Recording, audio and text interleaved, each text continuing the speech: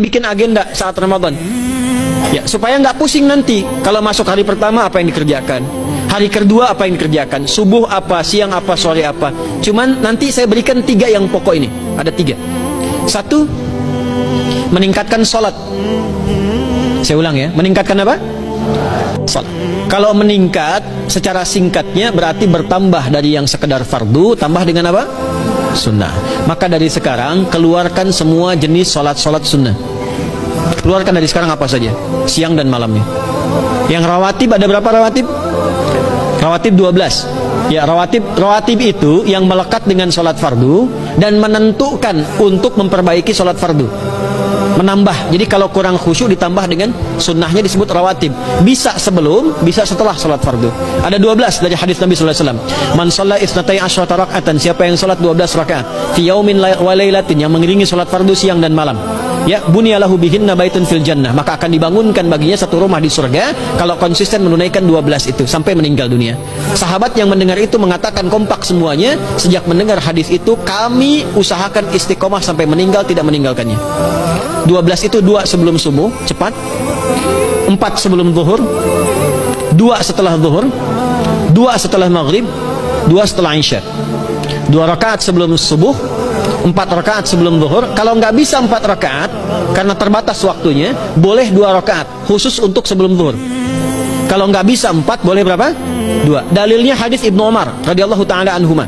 Kata beliau, hafidtu asyra rakaatin, saya hafal 10 rakaat dari Nabi sallallahu alaihi wasallam salat sunnah. Maka menyebutkan sebelum zuhur 2 rakaat. Baik, jadi 12 ya. 2 sebelum subuh, 4 sebelum zuhur, 2 setelah zuhur, 2 setelah maghrib, 2 setelah isya. Ini yang disebut dengan rawatib. Jamak dari kata ratib. Di luar ini mutlak. Mutlak ini ada yang berdampingan dengan salat fardu, ada yang terpisah. Contoh yang berdampingan, 4 rakaat sebelum asar. 4 rakaat ini bukan disebut rawatib, tapi salat mutlak.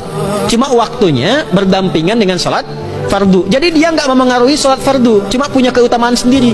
Apa keutamaannya? Hadis Ibnu Umar radhiyallahu taala anhuma, ketika beliau menyampaikan qala Nabi sallallahu alaihi wasallam rahimallahu ra'an shalla qabla al-asri arba'an. Allah akan menambahkan rahmat pada orang yang terbiasa salat 4 rakaat sunnah sebelum salat asar. Jelas ya? Baik. Kemudian apalagi setelah itu? Salat di antara adzan dan iqamah. Ya, di antara adzan dan iqamah. Tahiyatul masjid. Apalagi misalnya salat duha. Duha dibagi 3. Awal duha itu kurang lebih 1,5 jam setelah salat subuh. Subuh sekarang misal 4:30, maka jam 6 muncul awal duha. Namanya syuruk.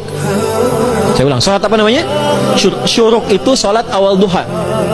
Jumlah rakaatnya 2 rakaat.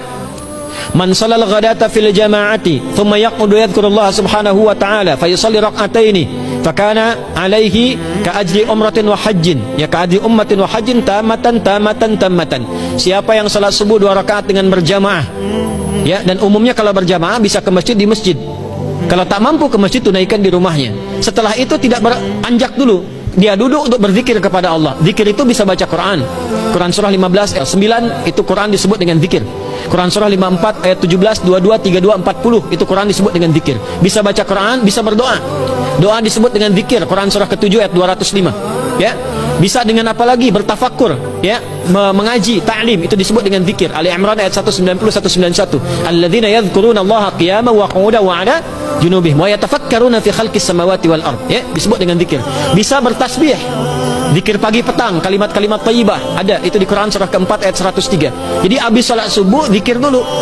Doa dulu, zikir dulu, belajar dulu, tafsir dulu. Setelah itu muncul syuruk. Perjalanannya disebut isyraq, melewati masyrik, 1 tombak bayangan, dia salat 2 rakaat, itu pahala salatnya senilai haji dan umrah. Sempurna. Bukan sudah haji, bukan. Mau kemana? Ibu mau haji dulu? Tidak. Ya, hajinya nanti bulan Dzulhijjah. Tapi senilai haji dan umrah itu 2 rakaat. Awal duha disebut apa? Syuruk. Pertengahan duha sekitar jam 9 jam 10. Jumlahnya 2 sampai 4 rakaat. Ya, 2 sampai 4 rakaat.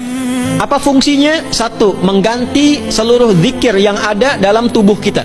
Mata berzikir, telinga berzikir, lisan berzikir, bisa diganti dengan 2 rakaat duha. Itu waktunya pertengahan duha.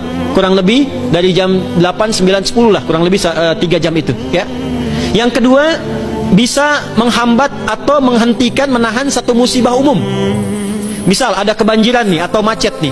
Orang-orang kena macet. Bapak yang biasa sholat duha pertengahan itu tiba-tiba ditolong oleh Allah, dibebaskan. Tiba-tiba ada orang datang, Pak lewat sini di sana macet. Atau dibimbing ada kontraflow. Itu manfaatnya duha tuh.